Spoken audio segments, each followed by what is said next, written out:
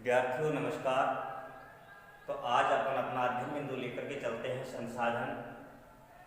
सबसे पहले हम संसाधन शब्द का अर्थ बताएंगे कि संसाधन शब्द का अर्थ क्या होता है, संसाधन किसे कहते हैं, इसे थोड़ा खोल कर देखते हैं। संसाधन दो शब्दों के मेल से बना है, सम प्लस साधन। विद्यार्थियों यहाँ सम का अर्थ होता है संग्रह और साधन का अर्थ होता है उपाय या मानव उपयोगी पदार्थ या वस्तु। विद्यार्थियों इसी प्रकार संसाधन शब्द का अंग्रेजी रूपांतरण रिसोर्स होता है। क्या होता है? रिसोर्स, RESOURC, रिसोर्स होता है। यह भी दो शब्दों के मेल से बना है, री प्लस सोर्स। यहां री का अर्थ होता है पुनः या दोबारा, और सोर्स का मतलब होता है सोर्स, साधन, उपाय या मानव उपयोगी पदार्थ। इस प्रकार से विद्यार्थियों हम जब गणित में कॉमन लेते हैं तो पता है कि ये जो पहला भाग है ये अलग है और ये हमारा दोनों में कॉमन आ रहा है, मानव उपयोगी पदार्थ या वस्तु। तो इससे सिद्ध हो रहा है कि मानव उपयोगी पदार्थ या वस्तु को संसाधन कहते हैं। लेकिन विद्यार्थियों अभी संसाधन शब्द पूर्ण परिभाषित नहीं हो पाया है। यहां देखिए एक बस है जिसमें हम बैठकर यात्रा करते हैं, एक हमारी मृदा है, मिट्टी है जिसमें हम खेती करते हैं, इसमें हम यात्रा करते हैं, यहाँ हम खेती करते हैं। विद्यार्थियों ये भी मानव उपयोगी है, मानव इसका उपयोग कर रहा है, मानव उपयोगी पदार्थ या वस्तु है। इसका भी मानव उपयोग कर रहा है, इसका मतलब ये भी मानव उपयोगी पदार्थ या वस्तु है। लेकिन फर्क ये है कि बस का निर्माण मानव ने किया है, मानव द्वारा निर्मित है, मानव ने इसका निर्माण किया है, जबकि मृदा है यह प्रकृति प्रदत्त वस्तु है। इस प्रकार से विद्यार्थियों ऐसे मानव उपयोगी पदार्थ या वस्तु जिनका निर्माण मानव द्वारा किया जाता है उन्हें साधन कहते हैं, और ऐसे मानव उपयोगी पदार्थ या वस्तु जिनका निर्माण प्रकृति द्वारा होता है या ऐसे मानव उपयोगी पदार्थ या वस्तु जो प्रकृति प्रदत्त हैं उन्हें संसाधन कहते हैं। इस प्रकार से संसाधन शब्द का अर्थ पूर्ण होता है। तो हम अब इसका अर्थ लिखेंगे, ऐसे मानव उपयोगी पदार्थ या वस्तु जिनका ऐसे मानव पदार्थ या वस्तु जो प्रकृति प्रदत्त हैं, जो प्रकृति प्रदत्त हैं संसाधन कहलाते हैं। विद्यार्थियों, संसाधन शब्द को हमने परिभाषित किया। इसके बाद हम आगे बढ़ते हैं। आगे आता है संसाधनों का वर्गीकरण। विद्यार्थियों, जरा गौर से देखना, संसाधनों का वर्गीकरण कि संसाधनों का वर्गीकरण कितने भागों में किया जाता है, किन किन आधारों पर किया जाता है। तो संसाधनों का वर्गीकरण, देखिए विद्यार्थियों, संसाधनों का वर्गीकरण कई आधारों पर होता है। सबसे पहले आधार लेते हैं उत्पादन के आधार पर। नंबर 1, उत्पादन के आधार पर। विद्यार्थियों बताएंगे, उत्पादन के आधार पर संसाधनों का वर्गीकरण 2 भागों में किया जाता है। नंबर 1, जैविक संसाधन, और दूसरा है अजैविक संसाधन। अब हमें सबसे पहले जैविक संसाधन के बारे में बताना है। सबसे आभास हो रहा है जैविक, अर्थात ऐसे मानव उपयोगी पदार्थ या वस्तु जिनमें जीव अंश पाया जाता हो, या जो संसाधन श्वसन क्रिया करते हों, या ऐसे मानव उपयोगी पदार्थ या वस्तु जिनमें प्रजनन क्षमता पाई जाती हो। प्रजनन क्षमता पाई जाती हो, ऐसे मानव उपयोगी पदार्थ या वस्तुओं को जैविक संसाधन कहते हैं। अब हमें उदाहरण देना होगा जैविक संसाधनों का। तो भाई, जिनमें जीवांश पाया जाता है, जिनमें प्रजनन क्षमता पाई जाती है, और जो श्वसन क्रिया करते हैं, उनमें हम उदाहरण देंगे मनुष्य,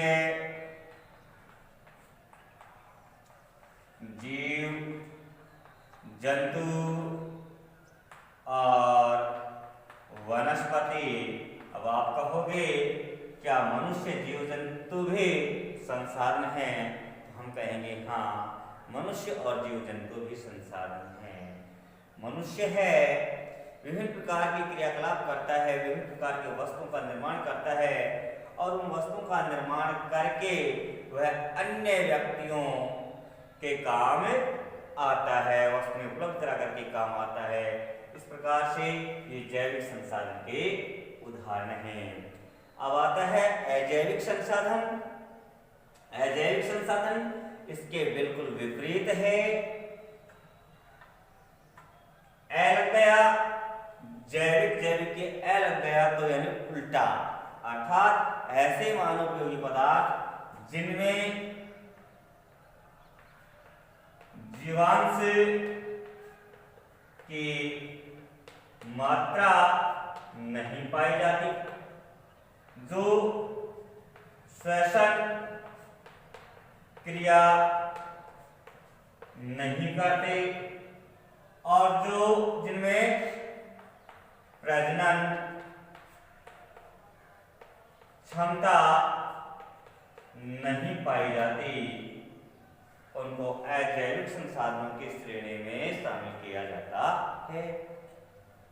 अभी जैविक संसाधनों में इनके अलावा सभी को हम शामिल कर सकते हैं। अलग अलग लिखने के बजाय हम लिखेंगे खनिज संसाधन, यानी खनिज पदार्थ। अलग अलग ने लिख करके इस जगह लिख दिया। इसके अलावा मृदा है, जल है, वायु है आदि अजैविक संसाधनों में शामिल किए जाते हैं। विद्यार्थियों, इसके बाद अगला वर्गीकरण आता है, वह है आपके उद्देश्य के आधार पर।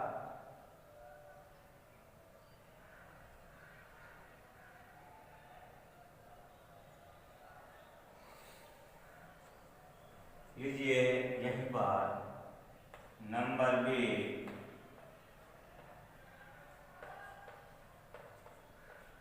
उद्देश्य के आधार पर,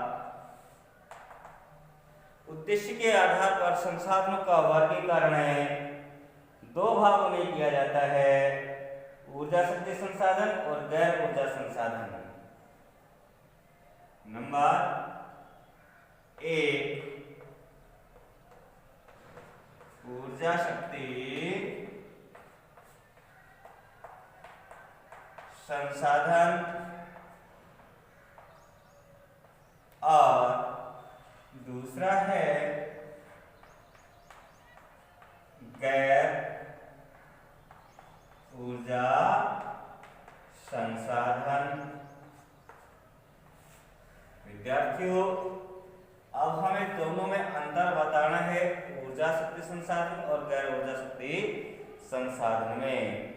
विद्यार्थियों, ऐसे संसाधन जिनके उपयोग से ऊर्जा शक्ति प्राप्त होती है, ऐसे संसाधन जिनके उपयोग से ऊर्जा या शक्ति प्राप्त होती है, ऊर्जा शक्ति संसाधन कहलाते हैं। विद्यार्थियों, ऊर्जा शक्ति संसाधन के उदाहरण देंगे तो बताएंगे कोयला है, खनिज तेल है, प्राकृतिक गैस है, इसके अलावा अणु शक्ति है, इसके अलावा पवन ऊर्जा, सौर ऊर्जा, भूतापीय ऊर्जा आदि इसके उदाहरण हैं। लेकिन विद्यार्थियों, अब हम आगे इसका वर्गीकरण करेंगे और भी कि भाई जो ये ऊर्जा संसाधन है, शक्ति संसाधन है, इनको दो भागों में बांटा जाता है। एक परंपरागत ऊर्जा संसाधन और सेकंड है गैर परंपरागत ऊर्जा संसाधन। परंपरागत ऊर्जा संसाधनों में उन संसाधनों को शामिल किया जाता है जिनका उपयोग बहुत पहले से ऊर्जा प्राप्त होने में किया जा रहा है। ऐसे संसाधन जिनका उपयोग बहुत पहले से ऊर्जा प्राप्त करने के लिए किया जा रहा है परंपरागत ऊर्जा संसाधन कहलाते हैं। गैर परंपरागत ऊर्जा संसाधन ऐसे ऊर्जा संसाधन जिनका उपयोग आधुनिक समय में ऊर्जा प्राप्त करने के लिए किया जा रहा है। तो परंपरागत ऊर्जा संसाधनों के उदाहरण और गैर परंपरागत ऊर्जा संसाधनों के उदाहरण, इनको अब हम अलग अलग करेंगे। परंपरागत में आ जाएंगे ये यानी कोयला है, कोयला, प्राकृतिक गैस, खनिज तेल। इसके अलावा पवन ऊर्जा, भूतापीय ऊर्जा, बायो गैस, सौर ऊर्जा, अणुशक्ति आदि को गैर परंपरागत ऊर्जा संसाधनों में शामिल किया जाता है। विद्यार्थियों आगे बढ़ते हैं, गैर ऊर्जा संसाधन की बात करते हैं। तो इसमें हमें बताना है ऐसे संसाधन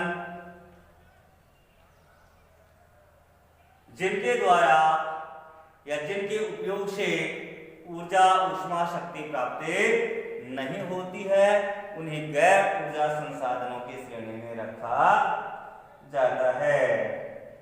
अर्थात ऐसे संसाधन जिनका उपयोग कच्चे माल या निर्माण के रूप में किया जाता है।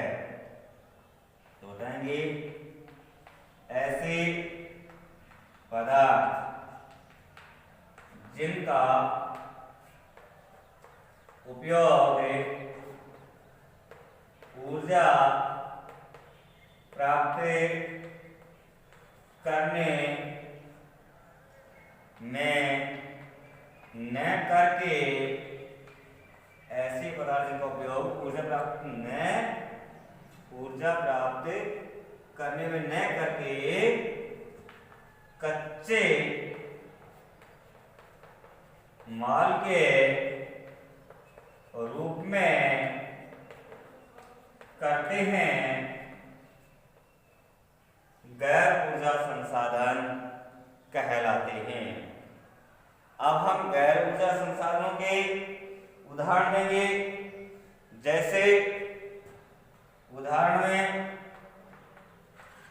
सोना, चांदी,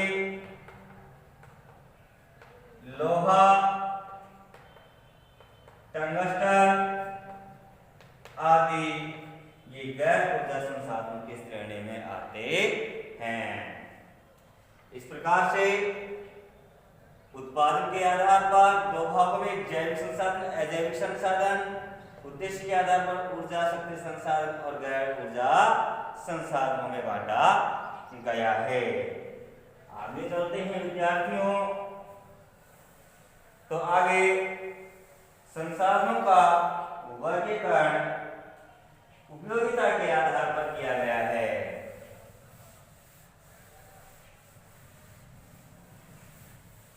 तीसरा वर्गीकरण आता है उपयोगिता के आधार पर।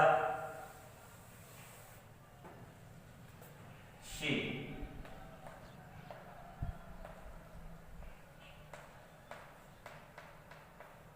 उपयोगिता के आधार पर, उपयोगिता के आधार पर संसाधनों का वर्गीकरण मूल रूप में दो भागों में किया जाता है, नवीकरणीय संसाधन और अनवीकरणीय संसाधन। नंबर एक, नवीकरणीय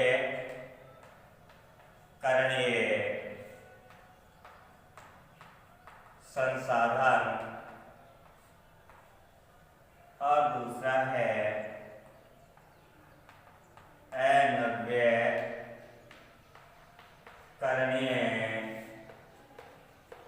संसाधन। अब विद्यार्थियों एक एक को हम पढ़ते हैं। लिखा है नव्यकरणीय संसाधन। संसाधन तो क्या है? मानवोपयोगी पदार्थ या वस्तु। नव्यकरणीय जिनका नवीनीकरण किया जा सके, अर्थात जिनका दोबारा उपयोग किया जा सके, अर्थात एक बार काम में ले लिया जाए तो वो समाप्त नहीं होते हैं और उनको दोबारा भी काम में लिया जा सकता है। तो नवीकरणीय संसाधन क्या होंगे? ऐसे मानवोपयोगी पदार्थ या वस्तु जिनको एक बार काम में लेने के बाद दोबारा भी काम में लिया जा सकता है, उन्हें नवीकरणीय संसाधन कहते हैं। तो बताएंगे ऐसे मानव उपयोगी पदार्थ या वस्तु जिनका एक बार उपयोग करने के बाद दोबारा भी उपयोग किया जा सके, नवीकरणीय संसाधन कहलाते हैं। तो इससे साबित ये हुआ कि ये संसाधन एक बार काम में लेने पर समाप्त नहीं होते हैं। तो ये संसाधन एक बार काम में लेने पर समाप्त नहीं होते हैं, अतः इन्हें असमाप्य संसाधन भी कहा जाता है। ये संसाधन एक बार काम में लेने पर समाप्त नहीं होते, इसलिए इन्हें असमाप्य संसाधन भी कहते हैं। तो अब हमें उदाहरण देने हैं कि ऐसे संसाधन कौन कौन से हैं, ऐसे मानवोपयोगी पदार्थ या वस्तु कौन कौन से हैं जिनको हम एक बार काम में लें तो समाप्त नहीं होते हैं, यानी एक बार काम में लेने के बाद दोबारा भी काम में लिया जा सकता है। जैसे जल। विद्यार्थियों, जल को हमने बांध में रखा, नदियों में जल रहा, उसमें हमने पहले मछली पालन किया, एक बार काम में ले लिया। इसके बाद हमने बांध में उससे बांध के अंदर ही हमने उसमें नौकायन किया, दो रूप में काम में लिया। फिर उसके जल को हमने बांध से बाहर टरबाइन पर गिराया, विद्युत उत्पादित की। उसके बाद नहर के जरिए उद्योगों तक पहुंचाया, नहर के जरिए सिंचाई के लिए खेतों तक पहुंचाया, नहरों के जरिए घरों में उपयोग के लिए पहुंचाया, पाइपलाइनों के जरिए घरों में उपयोग के लिए पहुंचाया। तो कई बार उपयोग में आ जाता है। इसी प्रकार से मृदा है, वायु है, कुछ खनिज पदार्थ हैं जिनमें सोना है, लोहा है, चांदी है, तांबा है, टंगस्टन है आदि खनिज पदार्थ भी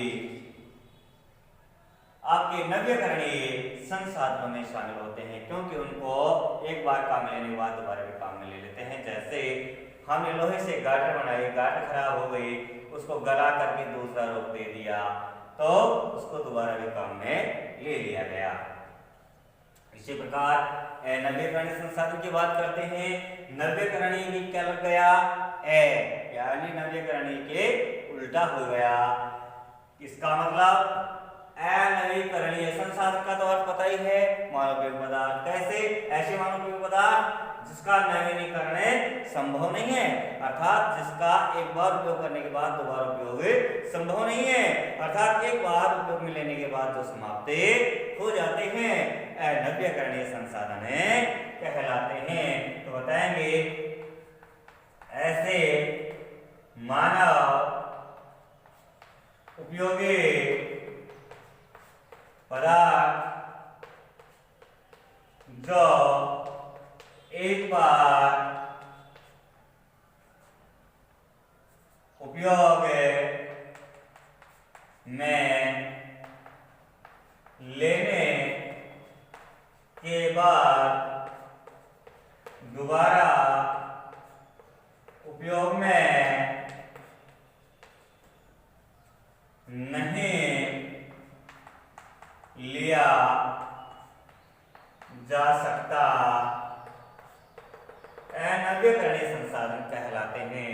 अर्थात ये मानवोपयोगी पदार्थ एक बार काम में लेने के बाद समाप्त हो जाते हैं, इसलिए इन्हें समाप्त संसाधन भी कहते हैं।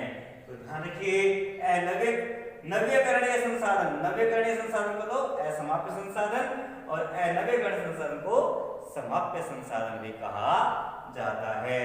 अब इसके हमें उदाहरण देने हैं कि भाई ऐसे कौन कौन से मानवोपयोगी पदार्थ हैं जो एक बार उपयोग में लेने के बाद समाप्त हो जाते हैं, नष्ट हो जाते हैं, दोबारा उपयोग के लिए शेष नहीं बच पाते हैं। जैसे कोयला है, एक बार उपयोग में लिया और राख बन जाता है। जैसे प्राकृतिक गैस है, एक बार काम में लिया नष्ट हो जाती है। और इसी प्रकार से खनिज तेल है, एक बार काम में लिया और नष्ट हो जाता है। इनको हम अनव्यकरणीय संसाधन या समाप्य संसाधनों की श्रेणी में शामिल करते हैं। इसके बाद विद्यार्थियों आगे बढ़ते हैं। आगे आता है स्वामित्व के आधार पर संसाधनों का वर्गीकरण। लीजिए, स्वामित्व के आधार पर संसाधनों का वर्गीकरण।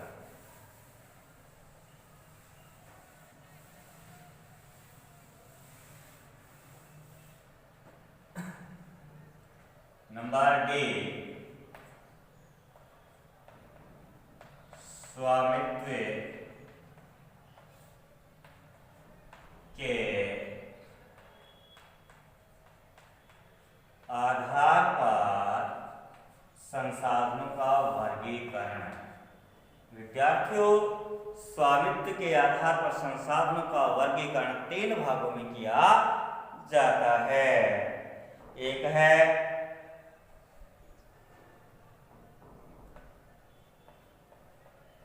व्यक्तिगत संसाधन,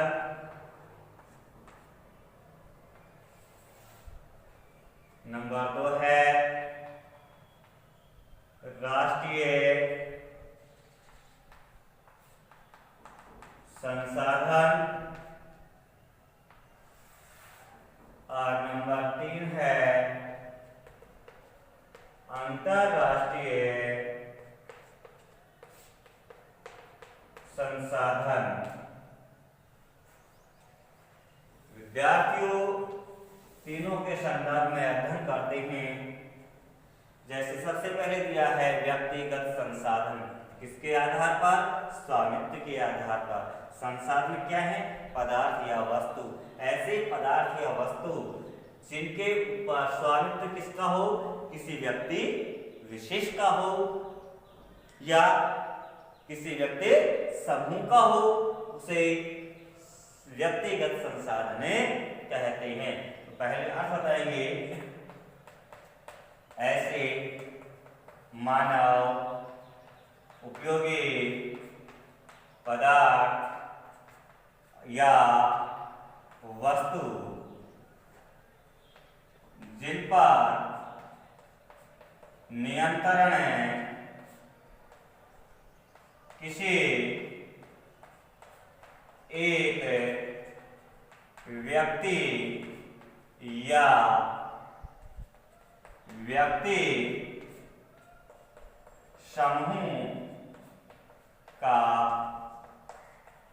होता है, व्यक्तिगत संसाधन कहलाते हैं। अब व्यक्तिगत संसाधनों के उदाहरण क्या होंगे?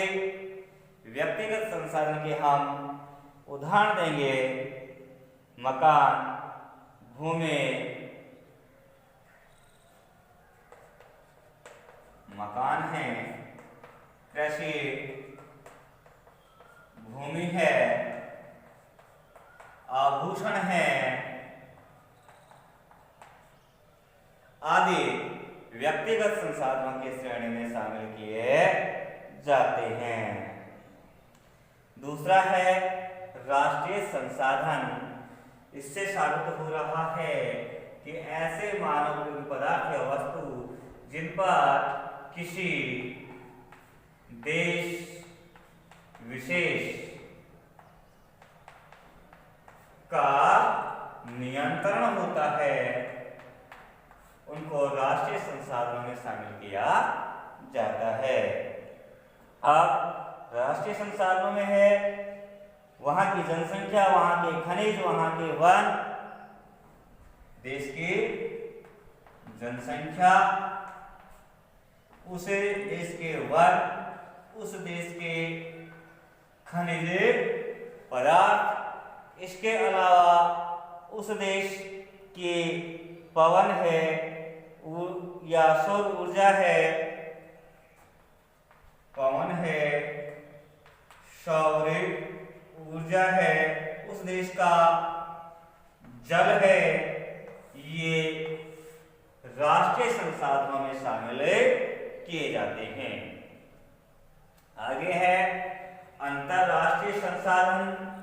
जैसे कि शब्द से स्पष्ट हो रहा है, ऐसे मानव उपयोगी पदार्थ या वस्तु जिन पर पूरे विश्व का संपूर्ण विश्व का नियंत्रण होता है, ऐसे मानव उपयोगी पदार्थ या वस्तु जिनके ऊपर संपूर्ण विश्व का नियंत्रण होता है, स्वामित्व होता है, उनको अंतरराष्ट्रीय संसाधनों की श्रेणी में शामिल किया जाता है, जिसमें है समस्त भौतिक और जैविक संसाधन। उदाहरण समस्त भौतिक एवं जैविक संसाधन। तो इस प्रकार से विद्यार्थियों, आज अपन ने संसाधन का अर्थ और संसाधनों के वर्गीकरण का अध्ययन किया है। आज हमारा अध्ययन बिंदु यही समाप्त होता है। फिर अगले अध्ययन के लिए हम आपको फिर मिलेंगे। धन्यवाद।